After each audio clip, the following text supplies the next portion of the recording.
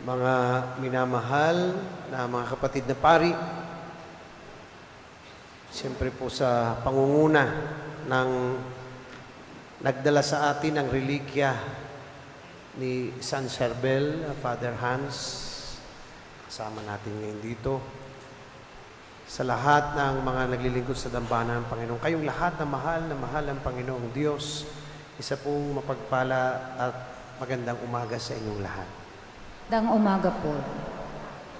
Sasagutin ko na agad ang unang katanungan sa inyong mga isipan. Ano ang nangyari sa obispo? Bakit nakabaston? Bakit hindi kasama sa pila? Sa totoo lang po'y umuna na ako ng paghalik sa relikya. Hindi dahil kailangan ko ng pagpapagaling, sa totoo lang. Ang aking hiniling, nung ako'y humalik at tumingin ng pagpapala, ay una, para sa ilang tao. Hindi para sa akin, kundi para sa ilang tao na hindi makakapunta rito, ngunit kailangan ng biyaya ng pagpapagaling. At yung para sa akin, ang akin lamang hiniling kay San Charbel ay sa anumang oras na ako'y tawagin ng Diyos, ako sana ay laging nasa biyaya ng Diyos. Hindi na ako'y gumaling. Sapagkat po, ang sakit po ng obispo ay malala. Ang sakit po ng obispo ay sakit sa limot. Dahil nalimutan ko po kahapon, ako pala'y matanda na, ay ako'y naglaro ng 3 oras na dire-diretso. Kaya lahat ko'y masakit ngayon sa katawang ko, puwera ang kilay. So ang sakit ko po'y limot. Hindi kailangan ng pagpapagaling, ang kailangan lang ay makaalala. Medyo hindi ko alam kung dapat ko ibigay sa inyo pag ninilay ko sa Ebanghelyo ngayon. Sapagkat kung kayo tatanungin ko kung ba't kayo naririto, kayong lahat, halos lahat, ay may hinihiling. Ano? At marami sa inyo, sigurado ang hiling, pagpapagaling. Ano po? Napakinggan niyo pa ang Ebanghelyo? Ang sabi ni Jesus, bakit ba kayo sumusunod sa akin? Dahil ba sa tinapay? At maganda ang naging tanong sa huling bahagi, sapagkat ang naging tanong ni Jesus ay, tanong nila kay Jesus, ano po ba dapat namin gawin? Kasi nagparinig si Jesus, sumusunod ba lang kayo sa akin? Dahil may kailangan kayo sa akin? Ay paano ngayon yan? Lahat tayo naririto dahil may hinihiling. Kaya tayo naririto ay mayroon tayong hinihiling sa tulong ni San Charbel. Ay di sa atin agad tumatama ang Ebanghelyo.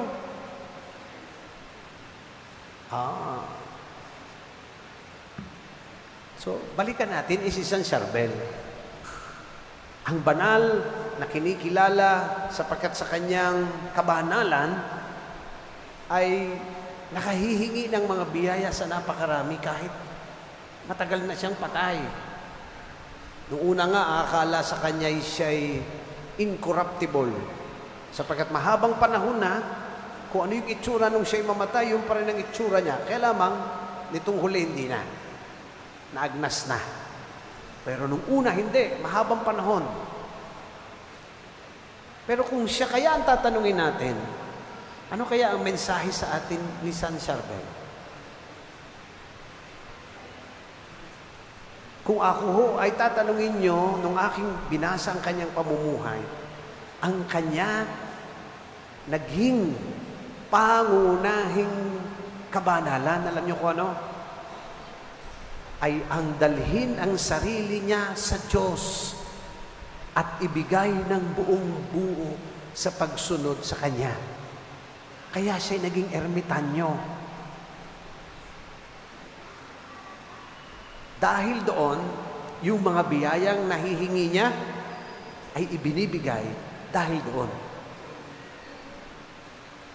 So ngayon, kung ako ang tatanungin sa pagninilay ko ngayon, ang lumalabas, baka pwedeng itabi nyo muna yung inyong kahilingan.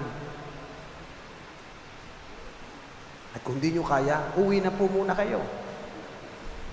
Kasi, kaya ko sinasabi sa inyo to, ay sapagkat ang daan ng biyaya ng Diyos ay nagmumula muna sa pagtitiwala at buong pananampalataya sa Diyos.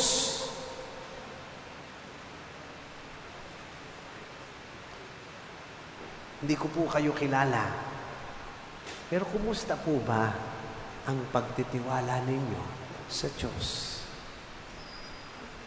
Hindi dahil kay gagaling, kundi dahil kay nananampalataya sa Kanya. Medyo mahirap ano po. Kasi bit-bit na natin ang ating kahilingan. Bit-bit na natin ang nais na biyaya. Paano kung yung biyayang yon ay nakasalalay muna sa buo mong pagtitiwala sa Kanya? Hindi kay San Charbel. Sapagkat si Saint Charbel ay banal na tao na biniyayaan lang ng Diyos. Katulad ni San Padre Pio, nakahihingi sapagkat sila'y buo ang naging pananampalataya at pagsuko ng sarili sa Diyos.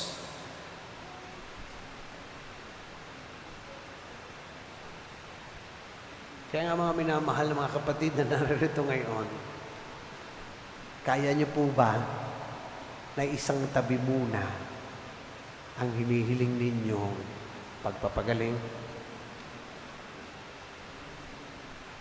At kaya niyo po ba munang sabihin kay Lord sa Panginoon nating muling nabuhay, iyo ako, anumang mangyari sa buhay ko? Kaya niyo? Kasi baka sabihin niyo sa akin, Bishop, gusto ko nga gumaling. Ay, paano kung ayaw ni Lord? Sasama ba ang loob mo? Mawawalan ka ba ng pag-asa? Titigil mo na ba ang panalangin mo? Minsan kasi, nakakabit tayo doon sa biyaya, hindi sa pagtitiwala. Naalala ko kasi minsan yung mga taong nangangako sa simbahan Sasabihin, ay naku, Father, tumama lang ako sa loto, magdodonate ako. Mamamatay na, hindi pa nagdodonate. Bakit? Hindi pa natama sa loto baka maya-maya nang pinangahawakan natin. Naku, Panginoon, gumaling lang ako, maglilingkod ako. At sino naman may sabi sa inyong kailangan mo maging magaling para lang maglingkod? Baka kasi mamaya yung karamdaman mo, ang daan mo ng paglilingkod. Hindi ko alam. Pero yan ay natatagpuan sa isang buong pagtitiwala sa Diyos. Mga kapatid, huwag kayong mag-alala ha. Ang dasal ko'y kayo'y gumaling. At hindi ko pinagbabawal na sabihin nyo kay San Charbel, ipanalangin mo kami sa Diyos sa aking hinihiling. Pero, ipinapaalala ko sa inyo na ang biyayang ibinibigay ng Diyos ay dahil sa kabanalan ng isang tao na nagtiwala ng buong-buo muna sa Diyos. Kaya nyo din po ba kaya na maging katulad niya sa pagtitiwala sa Diyos? Doon kayo mamamangha minsan kung kailan pumapasok ang biyaya sa buhay niyo. Kasi hindi ko alam kung anong biyaya talaga ang nakalaan para sa iyo, sa inyo ng Diyos. Hindi ko alam. Pero buong-buong natatanggap kung buong-buo ang pagtitiwala sa Diyos. Totoo mga kapatid, walang imposible sa Diyos. Totoo yun. Pero, lahat ay posible sa taong buo ang pananampalataya sa Diyos. Maya-maya po, pagkatapos ng banal na misa, magkakaroon tayo o sila, ang mga paring maiiwan ay magpapahid ng banal na langis. At kasama nito ay kayo'y makakapagbigay pugay sa buto ni San Charbel. Si San Charbel, hindi ang pinagmumula ng biyaya. Siya'y humihingi sa Diyos para sa biyaya. Huwag natin kalilimutan ito.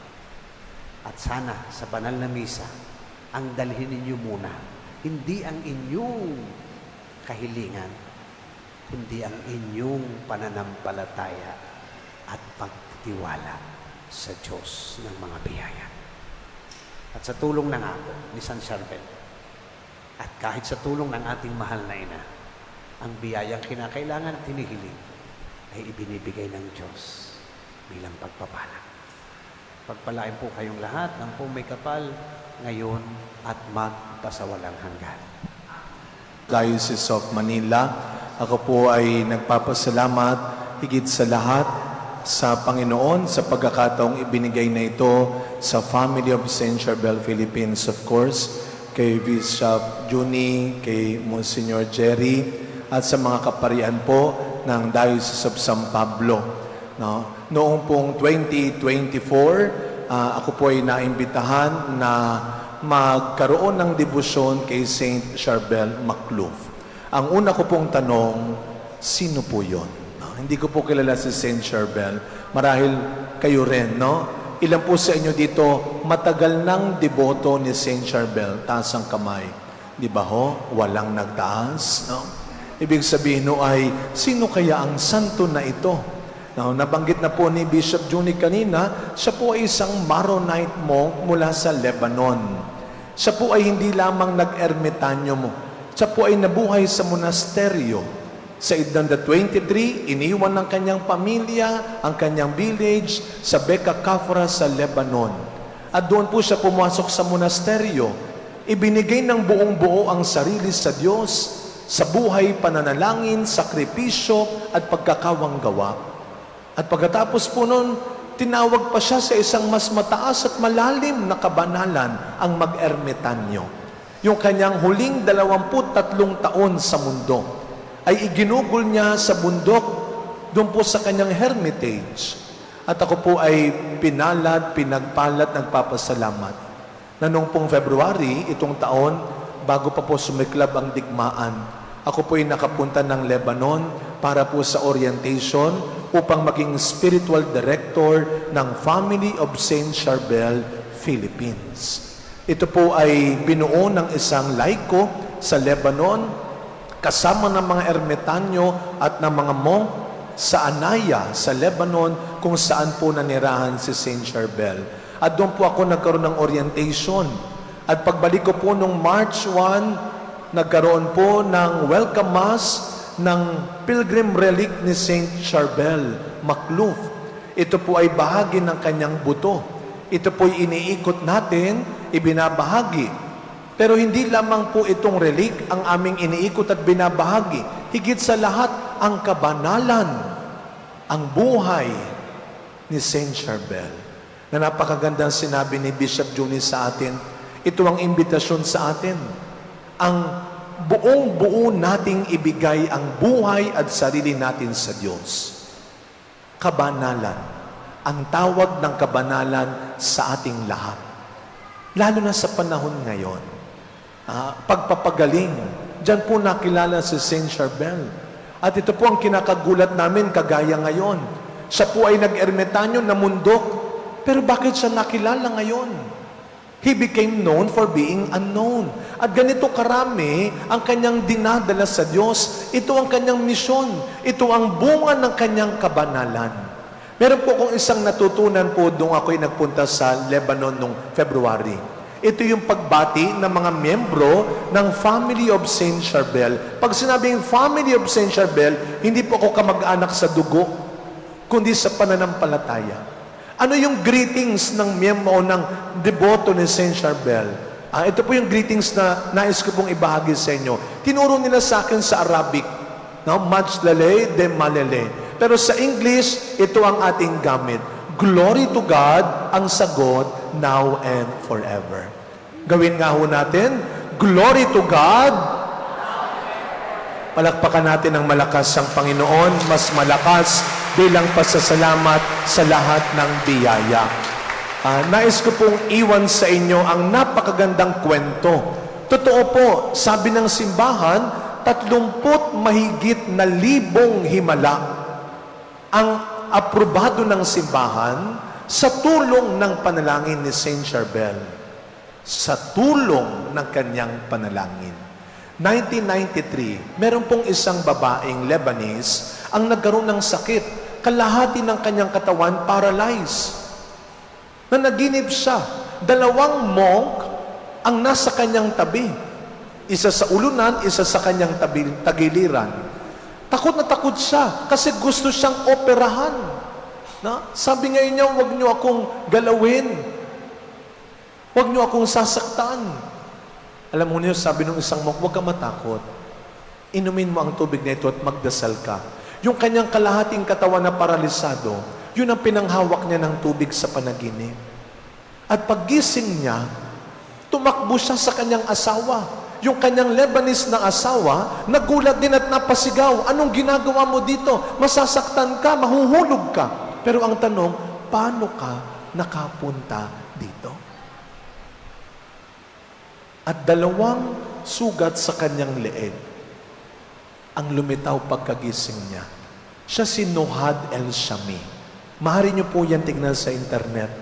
Nagpunta siya ng kanyang doktor at fully recovered and healed siya. Ang tanong ng doktor, pinakita niya yung sugat, sino ang nag-opera sa'yo? Na naginip siya ulit at nagpakita si Saint Charbel sa kanyang panaginip at ang sabing, ako ang nag-opera. I did the surgery because people are living and forgetting their faith. I did the surgery so that the people will go back to their faith. At ang sabi niya, every 22nd of the month, you go to our monastery in Anaya and you attend the Mass for the rest of your life. You attend the Mass for the rest of your life. 1993, namatay ho siya last year lang. At ako'y blessed, napuntahan ko rin yung kanyang bahay, yung kanyang kama na pinaginipan at kung saan sa namatay. Pero ito po yung gusto kong iwan sa inyo. Maliwanag ang sabi ni Saint Charbel, you go to the monastery, not to look for the relic, not to ask for the oil, and not to go to the priest. You go to Anaya, to the monastery, and you attend the Mass for the rest of your life. It is the Mass. Every Mass is a healing Mass. Kahit wala ho kayong maiuwing oil, kahit hindi nyo mahawakan ng personal ang relic, at mamaya po kapag kami ay nag-bless na sa inyo ng oil, huwag na kayong mamimili ng pare. Maliwanag na sinabi ni Bishop, ang pananampalataya mo ang magbibigay ng biyaya ng pagpapagaling at himalang kinakailangan mo. Amen. Every Mass is a healing Mass. Kaya kahit mamaya po, meron akong misa ng 5, uuwi rin ho kami, dadali namin ng relic. Dapat ganito pa rin kayo karami pa nagsisimba. Every Mass is a healing Mass. It is your faith. Mamaya po, pagtapos ng misa, 4 po kaming pare, 2 ho, bawat magkabilang side, 2 pila ang aming babasbasan ng oil ni Saint Charbel. Ang oil na amin pong ipanggagamit sa inyo ay galing po sa buto ni Saint Charbel sa Anaya sa Lebanon. Huwag kayong bibili. Every 22nd of the month, sa aming munting simbahan sa Maynila nga lang, sa Our Lady of the Assumption Parish, katapat kami ng Manila Zoo. Every 22nd of the month, meron kaming Mass for the Sick. Pinapahiran namin ng langis ang noo. Noo lang, hindi po ito sakramento. Kaya hindi ko kinakailangan lagyan ng kamay. Noo. At pagtapos po nun namin maglagay ng langis tuwing 22nd, namimigay kami ng langis. Libre. Every 22nd of the month. Kaya mamaya paglapit po ninyo sa pila, habang nagdadasal, para hindi na kayo matagal sa relic, praying position lang. At ang pinakamahalagang bilin ni Bishop Juni, huwag kakalimutang ipagdasal ang mga wala dito. Every devotion should lead us to our Christian mission. Share your faith. Share the healing and the blessing that you will receive today.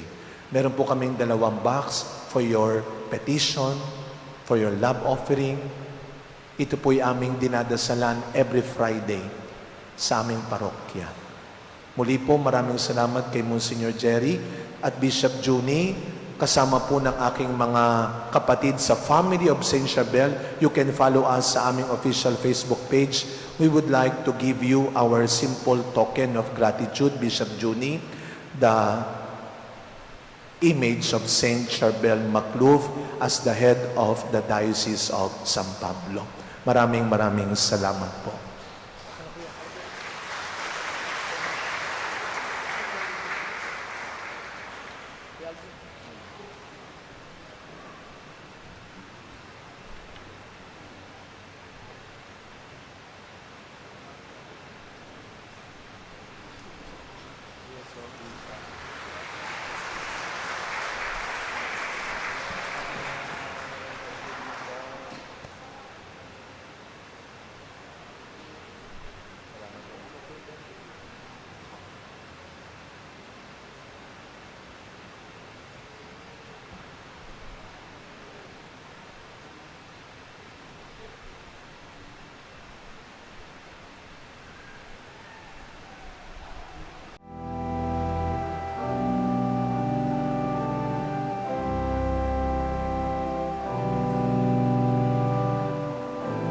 Bago po tayo magsimula, dadasalin po muna natin yung prayer for obtaining a special grace through the intercession of Saint Charbel.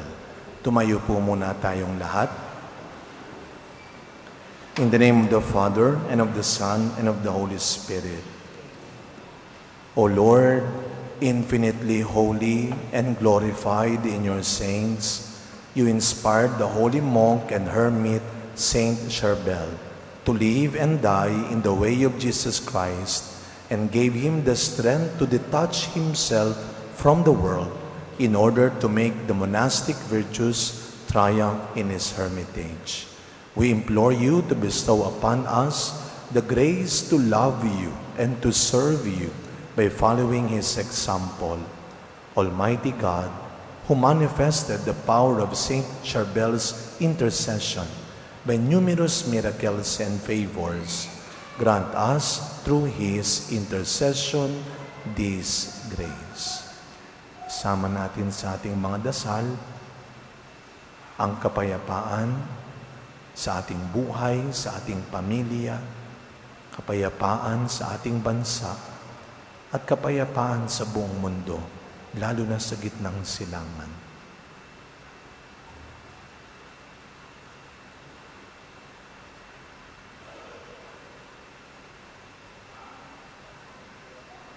Our Father, who art in heaven, hallowed be thy name. Thy kingdom come, thy will be done on earth as it is in heaven. Give us this day our daily bread, and forgive us our trespasses, as we forgive those who trespass against us. And lead us not into temptation, but deliver us from evil. Amen. Hail Mary, full of grace, the Lord is with you. Blessed are you among women, and blessed is the fruit of thy womb, Jesus. Holy Mary, Mother of God, pray for us sinners, now and at the hour of our death. Glory be to the Father, to the Son, and to the Holy Spirit. As it was in the beginning, Saint Charbel Macluf, pray for us. Maupo na.